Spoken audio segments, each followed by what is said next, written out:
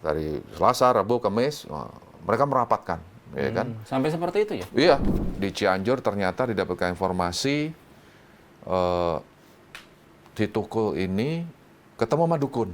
Telepon saya atau WA saya, Pak, kami butuh pertolongan ke rumah sakit. Nah, ini mobil patroli saya bisa Seperti ini. menjadi penolong dan memberi solusi. 24 jam. 24 jam. Kemudian kok misalnya di rumah, Pak, saya nggak ada beras, misalnya. Kan Sampai seperti itu? Iya. Iya. Kan kebutuhan pangan paling hakiki.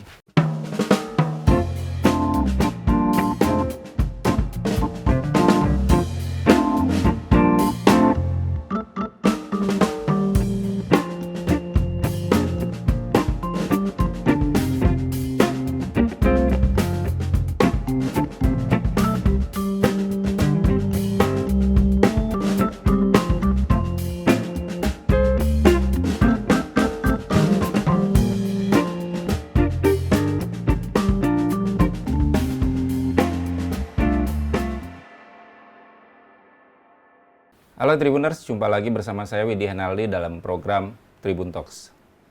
10 Maret 2023 lalu menjadi peristiwa kelam bagi dunia pendidikan di Kota Bogor. Seorang siswa tewas karena dihabisi siswa lainnya. Polisi bergerak cepat, menangkap 2 dari 3 pelaku yang melakukan aksinya. Dan terakhir, otak pelaku berinisial ASR alias Tukul juga berhasil diungkap.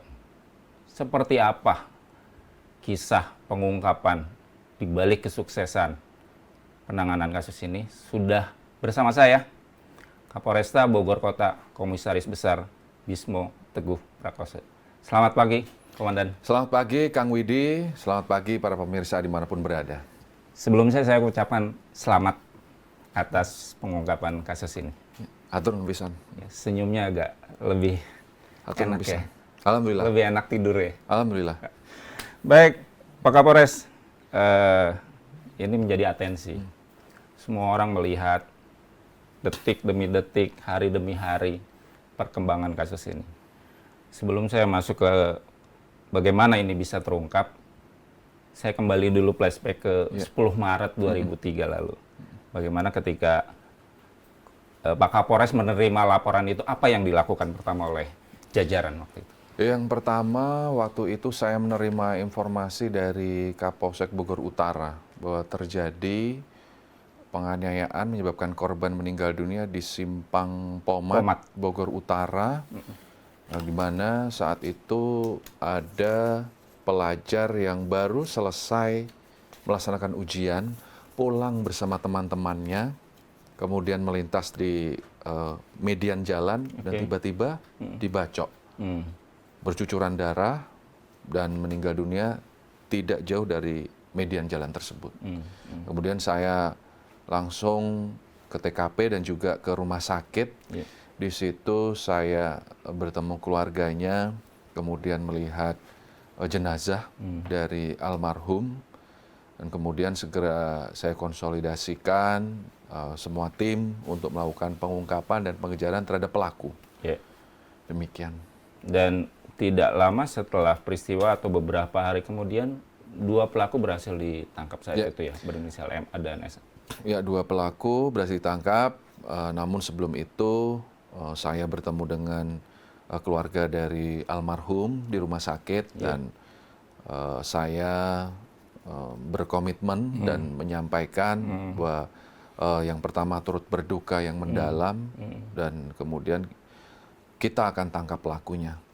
Dan kemudian juga saya datang ke rumah almarhum korban, melihat kondisi keluarganya, kemudian dari tetangganya juga, dan juga menyampaikan bahwa komitmen kita untuk menangkap pelakunya.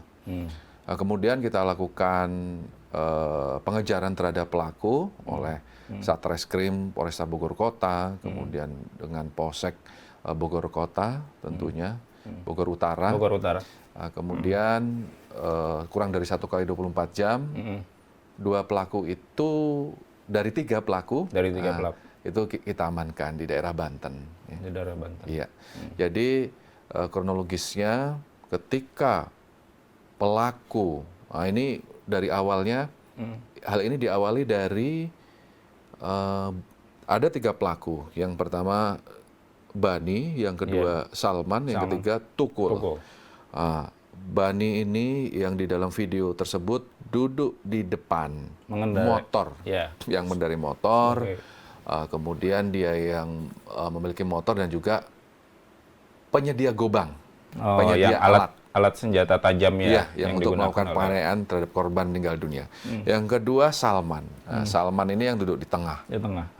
Dia ikut, dia menyertai, dia mengetahui. Kemudian membuang alat bukti tersebut.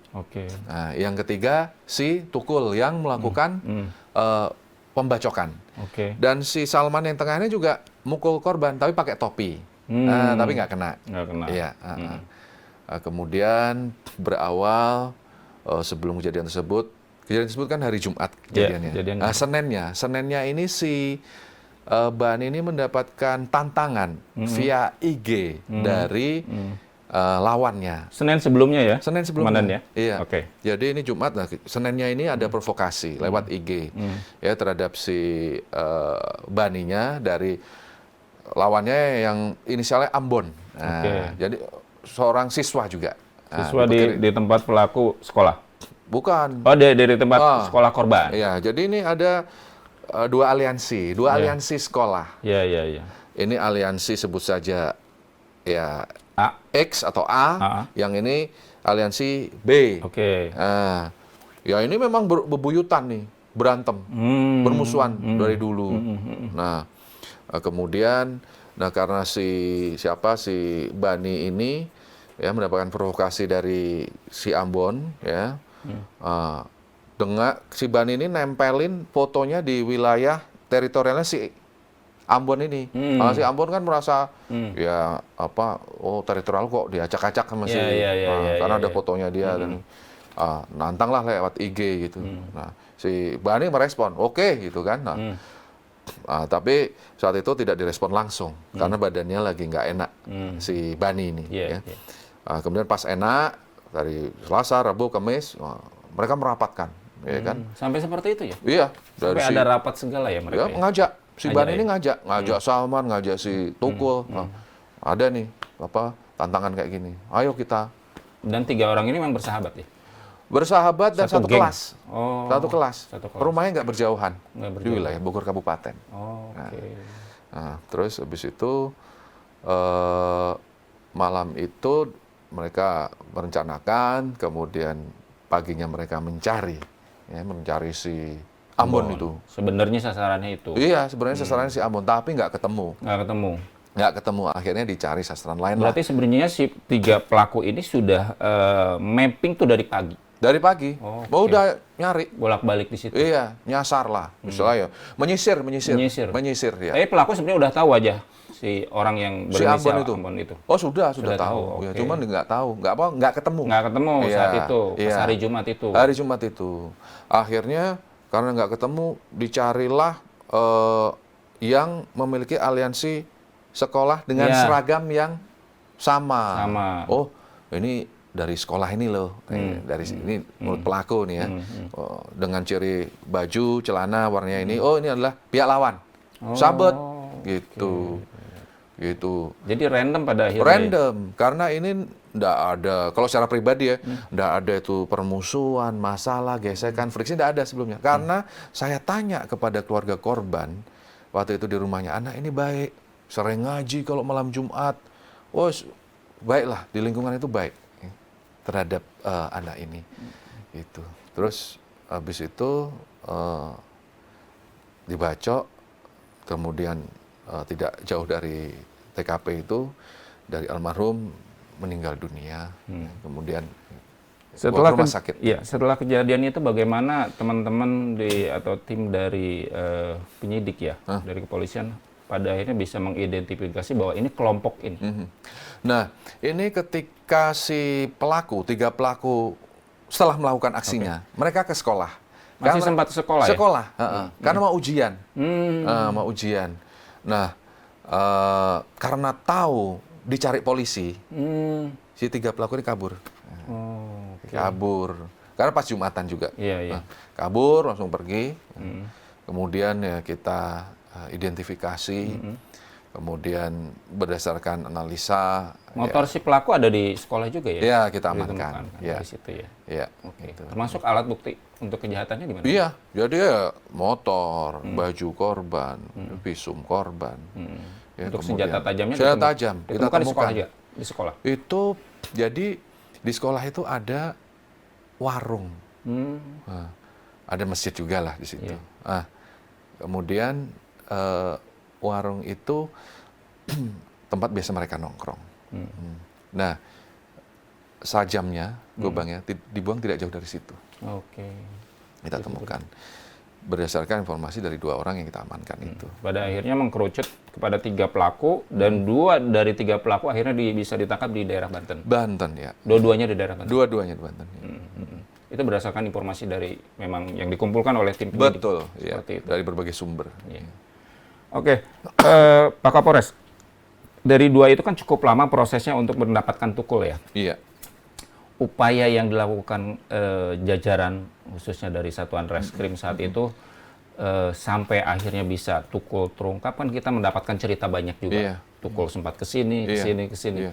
Dan akhirnya kejelian petugas bisa menangkap yang bersangkutan di Iya. Jogja. Tapi proses awalnya seperti apa sih? Ya, kita menggali semua informasi, Oke. semua kemungkinan kita cek dari berbagai sumber. Didapatkan informasi dari ASR Tukul ini ke Cianjur setelah dari Bogor. Dari Cianjur, kemudian dari Tim berangkat ke sana lah ya. tim berangkat ke sana. Cianjur, kemudian di Cianjur ternyata didapatkan informasi di Tukul ini ketemu sama dukun. Ketemu sama oke. dukun. Ya, dukun ini biasa ditemui oleh Tukul sebelum Tukul tawuran. Jadi emang udah dukun langganan? Udah dukun langganan. Dukun Jadi setiap langganan. akan tawuran, Tukul ke situ. Tukul ke Cianjur. Ke Cianjur ke dukun itu? Iya, ketemu dukun itu supaya kebal. Supaya kebal? Meminta ilmu kebal. Minta ilmu kebal. Termasuk dalam pelarian kemarin? Kalau pelarian kemarin khusus supaya nggak ketangkep Pak polisi. Oke. Iya. Sampai kepikiran seperti itu ya? Iya, ini dari keterangan yang dapat dari Tukul. Pengakuan Iya. yang bersangkutan. Dari, Oke, keterangan dari situ Tukul. ke Cianjur ketemu dukun. Ketemu dukun, ya berupaya supaya Tukulnya nggak ketangkep polisi. Nah, dari situ Tukul ke terminal Rambutan, Kampung Rambutan. Dari Cianjur dia balik lagi ke Jakarta, ke terminal Rambutan. Iya, untuk lari ke Jogja. Ya. Kenapa tujuannya Jogja? Jogja dipilih karena biaya hidupnya murah. Makanya Bukan karena ada saudaranya di sana? enggak ada di sana saudara. Jadi si Tukul ini sudah mampu merasionalisasi Dari kacamata Pak Kapolres atau dari kacamata pihak kepolisian, remaja berusia 17 tahun 17 tahun. bisa merekonstruksi sebuah upaya pelarian itu sebenarnya Ya, apa ya yang terjadi dalam? ya artinya Bisa menganalisa. di usia sedini, sedini dari Tukul ini, ya dia sudah mampu pertama mengelabui, mengaburkan jejak-jejak dari pelariannya. Ya. Dengan segala sumber daya yang ada, dia berusaha untuk mengelabui petugas, kemudian supaya tidak terdeteksi, kemudian melarikan diri ke tempat yang sesuai kemampuan dia, karena dia berpikir juga, oh ini Jogja biaya hidup murah, sehingga dengan segala yang dia mampu, ya berharap dia bisa survive di situ. Nah, tapi kemudian kita mendapatkan informasi tersebut, kita cek Jogja, ya. Kemudian kita berkoordinasi sama kepolisian setempat, sama Polresta Yogyakarta, sama Polsek juga, berusaha mempersempit daerah penyelidikan dan penyidikan kita di Jogja tersebut. Ya. Ya, tentunya kita tidak mau daerah pengamatan kita, observasi kita menjadi keruh. Ya. Oleh karena itu ya kita main main senyap ya kan, di mana keberadaannya sambil mengumpulkan informasi. Kemudian pada saat pertama kita datang sama 10 hari di Jogja, ini belum membuahkan hasil. Jadi tim itu berangkat sebenarnya ada tim yang 10 hari awal. Iya, sudah ada informasi. Sudah ada informasi keberadaan Tukul itu di Jogja. Iya, sudah ada keberadaan informasi ke sana, tim, kemudian ya mengumpulkan informasi, ya kan, terkait keberadaan Tukul. 10 hari awal belum membuahkan hasil, kemudian tim pun kembali ke Jakarta untuk mempositifkan, mengumpulkan semua bahan informasi, karena memang bahan keterangannya dan informasinya sangat minim sekali, karena si Tukul ini mengaburkan keberadaannya. Ya, dengan cara namanya diganti dengan Dian dalam setiap. Dian. Iya. Oh, sempat dia mengaku namanya Dian. Iya. Kemudian tinggalnya di masjid, ya. Kemudian di terminal. Ya. Berpindah-pindah seperti itu. Nomaden. Nah. Berpindah-pindah Ya, seperti itu. nggak pernah ngaku dia nama aslinya siapa dan lain sebagainya. Makanya dia juga kerjanya di tempat-tempat yang tidak membutuhkan KTP dia, ya kan? Kalau misalnya KTP dia dicek gitu ya dia akan ketahuan. Ya. Artinya bahwa dia ketika lari mulai dari dia melakukan aksi kejahatannya itu, dia lari, dia melepas identitasnya ya. Dia melepas identitasnya. Tidak membawa alat komunikasi tidak segala macam. Ya, tapi mereka yang bersangkutan sempat berkomunikasi nggak dengan pihak keluarganya? Sempat berkomunikasi sama ibunya. Ya. Menggunakan? Ibunya sama lewat temannya. Oh, lewat temannya. Seperti itu ya? Iya, dan ibunya sudah memberikan wejangan agar menyerahkan ke petugas. Sebenarnya sudah diminta seperti itu ya? Iya. Dipesankan ya? Oke. Ya. Seperti itu. Tapi si Tukul ini meresponnya ya, kalau ibu nyuruh saya untuk menyerahkan diri ke Pak Polisi, sama aja ibu menjerumuskan saya, katanya. Seperti itu ya. Ya. Tapi memang sejauh ini Pak Kapolres tidak ada memang pihak-pihak orang dekat yang memang sengaja menyembunyikan Tukul. Tidak ada. Tidak ada ya sejauh ini ya. Karena kita dalam press release sebelumnya terhadap 2 tersangka yang sudah diamankan, itu kita amankan juga bagi tersangka yang menyembunyikan. Ya, sehingga ya tidak ada yang berani menyembunyikan si Tukul secara sengaja, ya kan. Kembali lagi kepada karakter Tukul, saya tanda kutip kelihayan ya, licinnya dia itu apa karena memang sebelumnya dia juga sudah sering berurusan dengan hukum ya? Bisa jadi seperti itu. Si Tukul ini sebelumnya pernah melakukan jambret di Polsek Kelapa Nunggal, ditangkap, ya, kemudian ditahan di Polsek Kelapa Nunggal dan menjalani di lapas, ya, hukuman di lapas, di Bogor Kabupaten sana.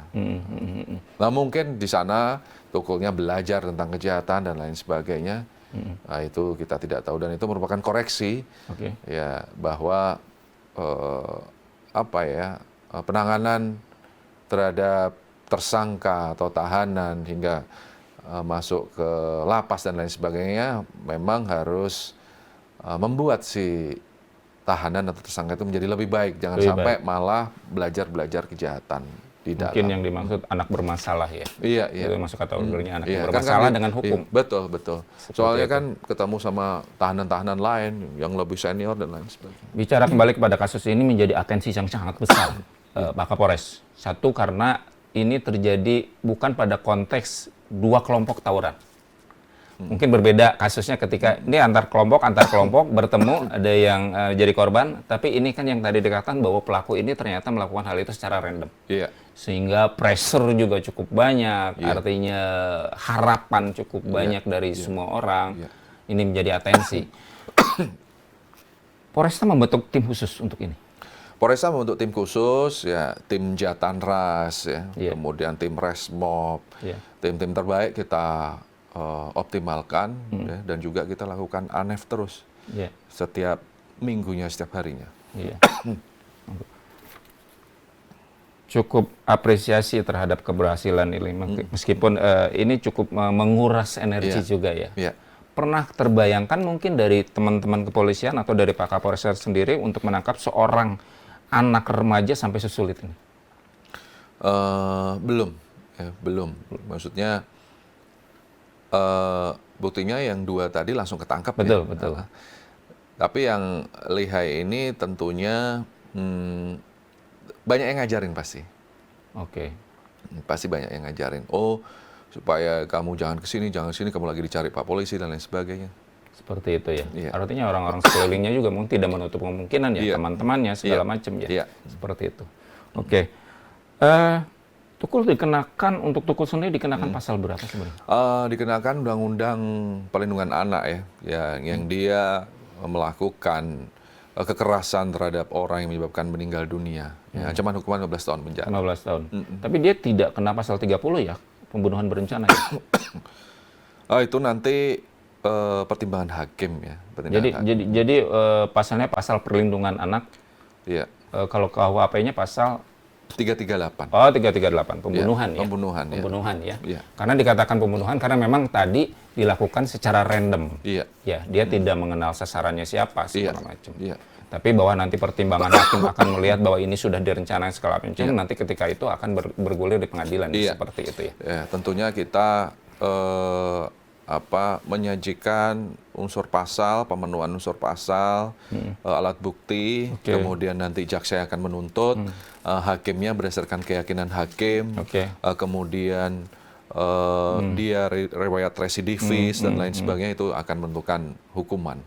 Kan dari 3 tersangka ini yang satu anak kecil si Bani itu sudah dihukum 8 tahun. Dan nanti berikutnya Salman dan berikutnya masih berproses. Iya. Seperti itu. Apa yang dilakukan untuk melakukan upaya pembuktian dari kepolisian untuk benar-benar menjerat eksekutor ini terkait di samping alat bukti yang sudah ada? Ya, kita mengerahkan segala sumber daya dalam hal untuk penangkapan, kemudian alat bukti, ya, kemudian pemenuhan unsur pasal, kemudian berkomunikasi dengan semua pihak, sehingga ya maksimal dalam hal pengungkapan maupun penanganannya. Pak Kapolres, tentunya upaya ini juga tidak lepas dari informasi yang terus masuk ke Pak Kapolres ya.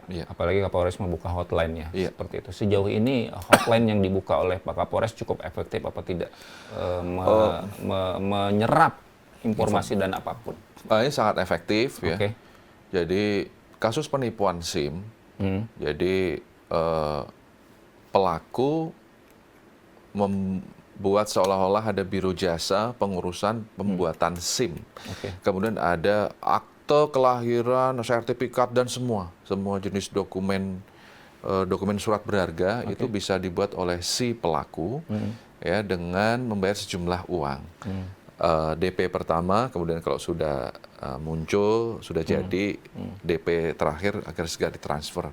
Nah itu masyarakat menginfokan ke saya, Pak ini tolong diselidiki ini Pak, bahwa ngasih informasi dan akhirnya berhasil kita tangkap pelakunya. Udah kita press release juga. Seperti itu ya. Ya. Kemudian ada yang menginfokan terkait prostitusi online. Ya. Prostitusi online itu komplainnya ke sini, ya kan? Oh Pak, itu marah Pak, jam sekian. 0878 100 157 ya? Iya. Dan ini langsung hotline ke saya, ke Pak Kapolres ya? Iya. Ini handphonenya di sini. Ya. Dan itu selalu rutin untuk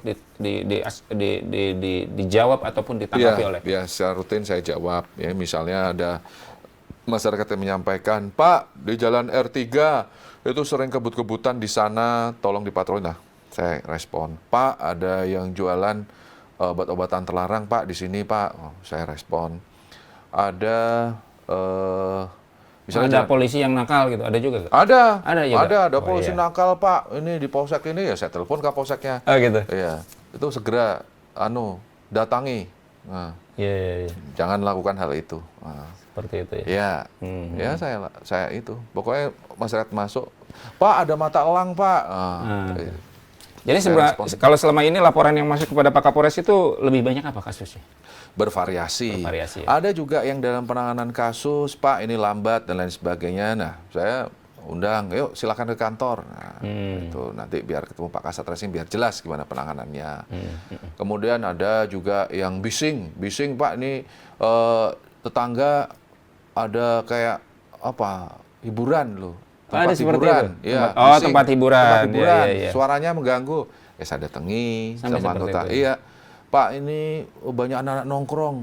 nyanyi-nyanyi sampai malam, ganggu, Iya. mabok-mabokan. Saya datangi sama anggota gitu. Iya, iya. Ya. Tapi kan Pak Kapolres punya Babin Kamtibmas untuk Iya, kita. saya infokan ke Kapolseknya. Ah, Nah, Kapolseknya tolong respon.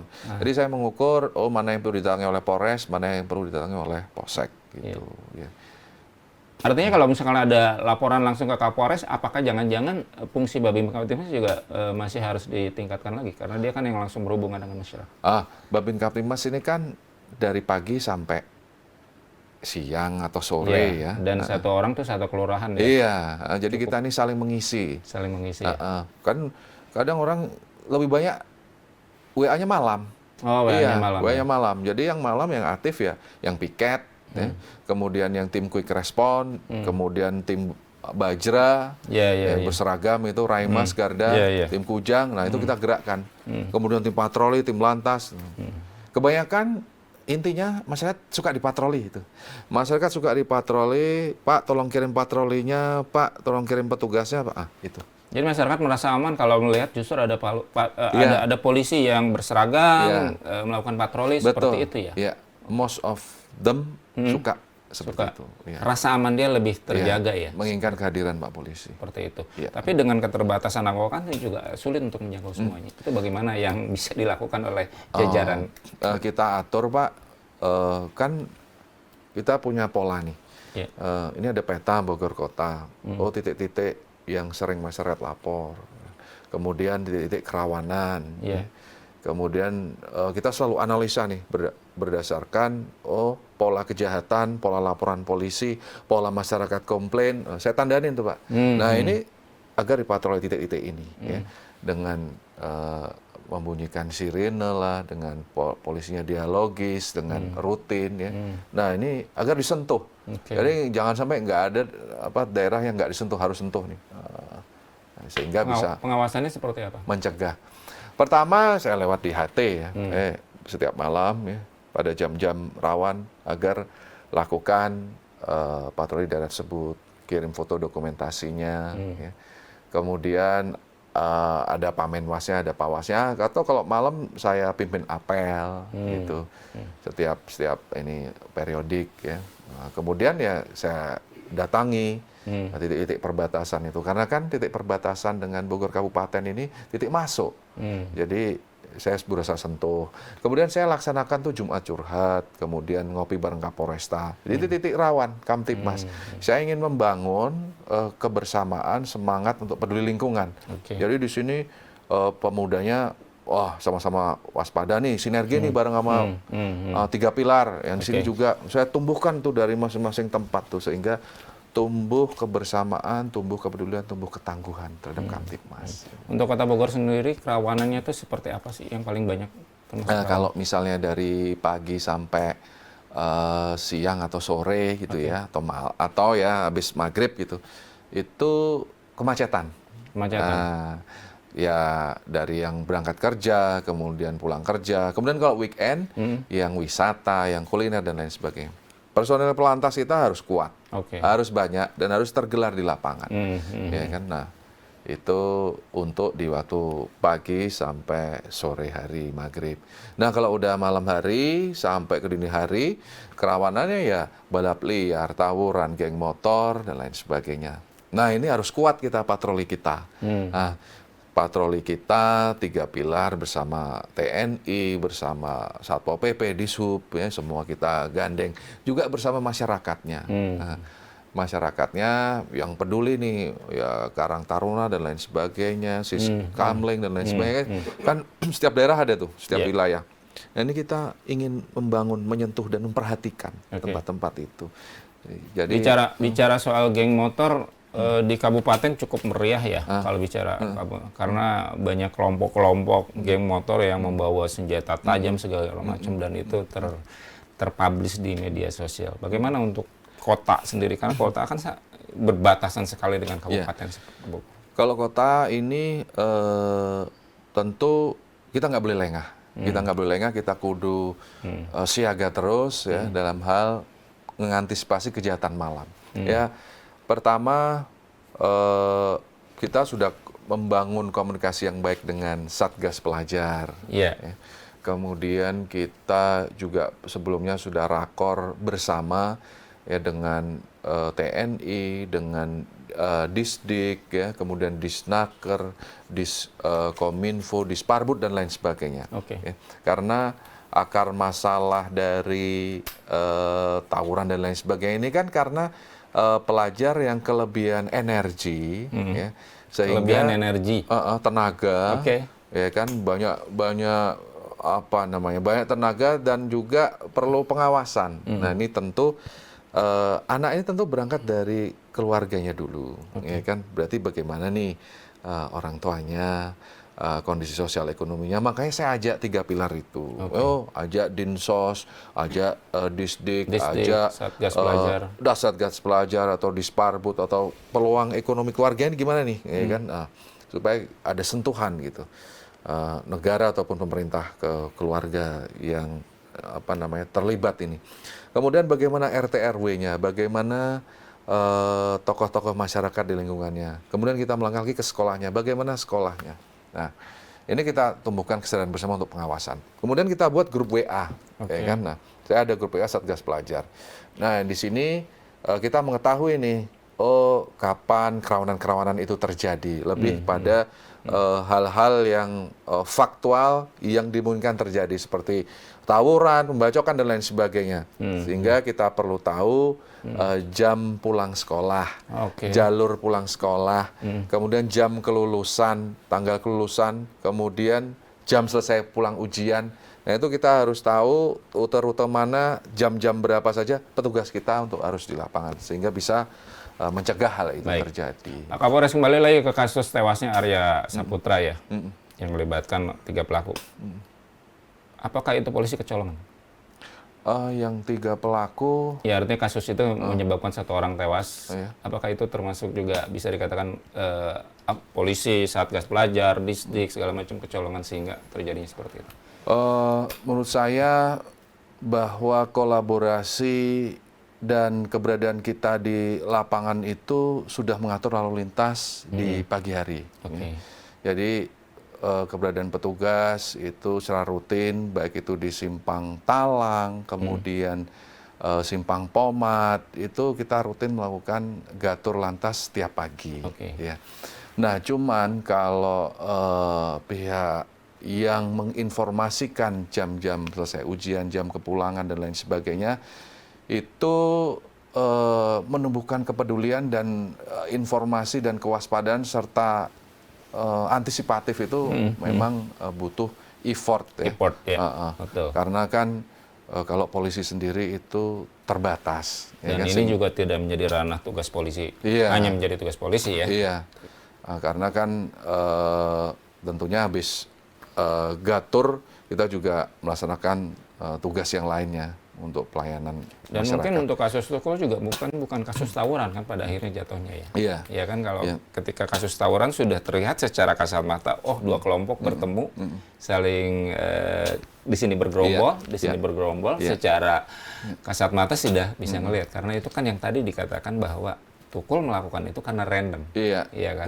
Dan bagaimana agar kejadian ini tidak terulang lagi. Karena khawatir juga, saya sebagai ayah dari putra, saya yang laki-laki, mungkin sama seperti penonton atau warga masyarakat. Jadi merasa takut ketika tiba-tiba tidak ada hujan, tidak ada angin, keluarga atau anak kita jadi korban, seperti itu. Antisipasi yang akan dilakukan oleh jajaran polisian, Polresta, Satgas, Disdik, seperti apa?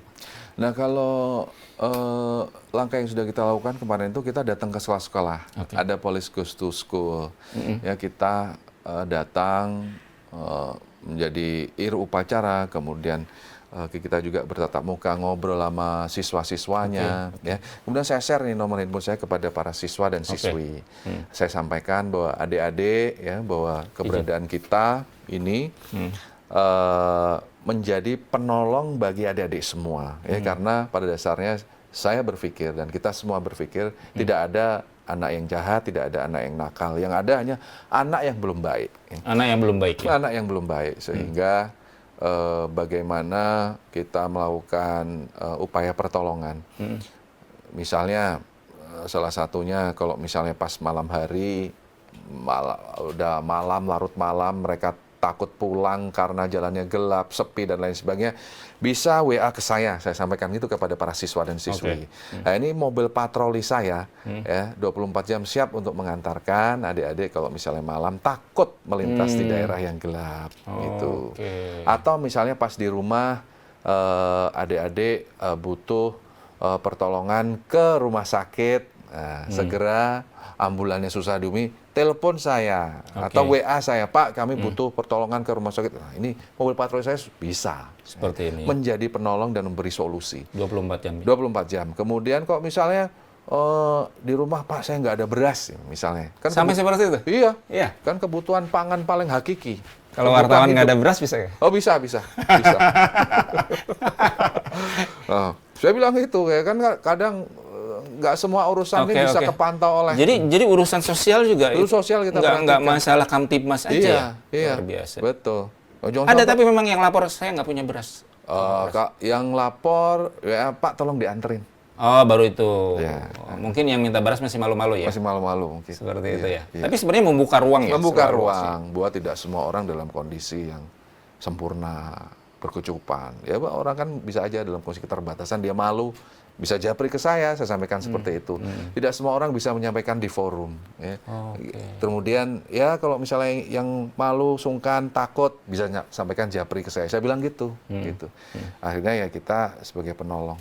Nah, saya yakin bahwa yang melakukan tawuran dan lain sebagainya itu karena pengaruh pergaulan, kemudian doktrinasi dari senior alumni, ya, kemudian pola kegiatan yang kurang sibuk, kurang banyak kegiatan sehingga anak ini tenaganya berhamburan, ya, ketika malam ini hidup matanya melek, kan. Jadi perlu dibuat kegiatan yang dia banyak sibuk di siang hari sehingga malamnya ngantuk. Gitu. Iya. Untuk kasus seperti itu yang melibatkan anak sekolah, sekolah ikut bertanggung jawab nggak terhadap kasus-kasus seperti itu? Ya tentunya iya, karena kan mereka dititipi sama orang tuanya untuk membina. Artinya bisa ada sanksi juga buat sekolah sebenarnya. Nah itu mungkin dirapatkan oleh instansi terkait ya. Betul. Iya. Yang jelas ya memang kalau penanganan soal anak itu menjadi perhatian semua pihak, ya kan, bagaimana mengontrolnya, bagaimana pola kegiatannya, pengawasannya, ya, kemudian pergaulannya, media sosialnya, ya kan, kelompoknya. Nah, kalau misalnya dia punya bakat, punya keahlian, disalurkan menjadi hal yang positif, hal yang bisa menghasilkan uang. Karena bisa saja dari si pelaku yang kita amankan ini memiliki bakat terpendam lain, misalnya ya kan SMK ya, misalnya teknik mesin lah, teknik apalah, yaitu disalurkan misalnya dari CSR pihak tertentu atau dari pemerhati tertentu, bakat-bakat mereka ini disalurkan, diolah sehingga tidak sibuk lagi oleh hal-hal yang tidak produktif ya. Juga pada senior alumni yang 1 klik 2 klik di atas ini mungkin bisa disalurkan kegiatannya sehingga mereka memiliki kesibukan yang lebih positif, sehingga yang tidak menyalurkan budaya-budaya atau skill-skill kekerasan kepada adik-adiknya. Baik, mudah-mudahan ini juga menjadi angin segar ya bagi masyarakat di Kota Bogor ya, terutama ya, apalagi Pak Kapolres sudah membuka hotline seperti ini. Jadi Tribuners, kalian siapapun nih, silakan dicatat ini, nomor ini. Jadi memang Kapolresta sudah membuka hotline ini. Silakan dilaporkan apapun terkait dengan pelayanan ya Pak Kapolres ya, pelayanan ataupun kebutuhan apapun. Tapi tolong bahwa informasi yang harus disampaikan bukan informasi yang menyesatkan, informasi yang memang informasi yang betul-betul diarahkan untuk pihak kepolisian. Pak Kapolres juga kemarin, Kapolresta juga menerima penghargaan ya dari Komnas Perlindungan Anak. Ya, artinya menjadi sebuah tanggung jawab yang cukup besar juga ya dengan penghargaan itu, karena kita berharap tidak ada Arya Saputra berikutnya yang menjadi korban seperti itu. Pak Kapolres, mungkin terakhir terkait dengan keberhasilan ini, mungkin apa yang bisa reward yang akan diberikan kepada para jajaran yang sudah berhasil mengungkap kasus ini? Ya, kemarin juga sebelum saya bicara soal reward, kemarin kan bicara soal stunting juga. Oke, stunting ya, Kita, penghargaan dari BKKBN. iya, terhadap upaya untuk menurunkan stunting. Yang saat ini di Kota Bogor ada 18% ya. Iya, 18%. Ya, 18%. Nah, tentunya kita kemarin ke puskesmas terus berbagi protein ya, protein hewan dalam bentuk telur dan beras. Nah, ini sudah kita lakukan kemarin dan akan terus kita gelorakan. Kita kan punya polisi RW. Polisi Ya, RW. kan? Ada 591 personel. Nanti kita akan bagikan ya telur-telur atau beras-beras itu kepada anak-anak kita ya, sehingga angka stunting di wilayah Bogor Kota menurun persentasenya. Seperti itu ya. Iya. Kemudian terkait dengan reward kepada anggota yang sudah berhasil ya, ini kita beri penghargaan nanti diupacarakan hari Senin ya. Oke. Itu berbarengan dengan anggota lantas yang berhasil nangkep copet. Waktu itu Oke, iya, ya, saya tahu itu. waktu itu ada ibu-ibu yang bawa anak, dia laporan copet, langsung kita tangkap pelakunya saat itu juga. Iya, saat berpindah dari satu angkot ke angkot lain. Seperti itu. Nah, itu artinya memberikan perhatian, reward, dan apa ya, bahwa anggota itu diperhatikan. Apalagi mereka yang melakukannya secara quick response itu kan nggak pakai 2 kali mikir, langsung ada orang lapor langsung ditindaklanjuti.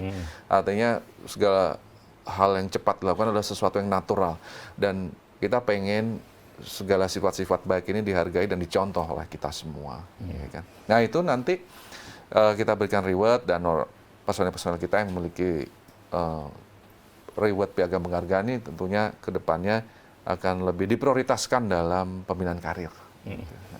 Nah, terakhir nih, masih banyak juga pertanyaan kepada kami ya, terkait dengan terungkapnya kasus tewasnya Arya Saputra, berbanding terbalik dengan belum terungkapnya juga satu kasus yang siswa SMK yang sampai sekarang belum terungkap. Apakah itu masih terus dilakukan pengungkapan? Ini akan terus kita lakukan ya. Itu kejadiannya 2022 ya. Iya. 2022 atau Sudah lebih 2020 ya, hampir 3 tahun. Oh, 2020. Karena sudah 2 Kapolres sebenarnya. Mudah-mudahan mungkin di Kapolres Abang ini bisa Iya. terungkap. Akan kita maksimalkan untuk pengungkapan ya. Kemudian informasi dan juga analisa scientific crime investigation untuk Iya. mengungkap pelakunya. Meskipun sudah dari gambaran sudah ada terang benderang karena sudah ada CCTV yang menunjukkan bahwa Iya. pelakunya yang langsung melakukan aksi penusukan seperti itu. Iya. Dan itu memang menjadi PR yang saya khawatir ini menjadi PR seperti kasus Subang yang sampai sekarang belum juga terungkap seperti itu. Karena masyarakat sangat berharap banyak Iya. untuk pengungkapan seperti itu. Iya. Seperti itu. Iya. Baik. Pak Kapolres, terakhir mungkin dari Kapolres untuk masyarakat.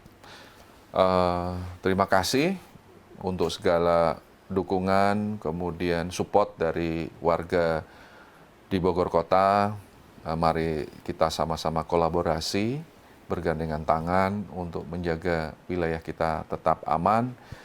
Kita pelihara kerukunan, kita pelihara Kamtipmas, karena Bogor Kota adalah tempat kita dilahirkan, tempat kita bekerja, tempat menyekolahkan anak kita. Sehingga mari jadikan Bogor Kota ini tetap aman, kondusif, jangan sampai kita terprovokasi oleh hoaks, adu domba, dan lain sebagainya. Sehat selalu buat semua warga Bogor Kota. Semoga Bogor Kota ini selalu aman, kondusif, barokah, dan hidup kita selalu bermanfaat buat masyarakat. Amin ya rabbal alamin. Amin ya rabbal alamin.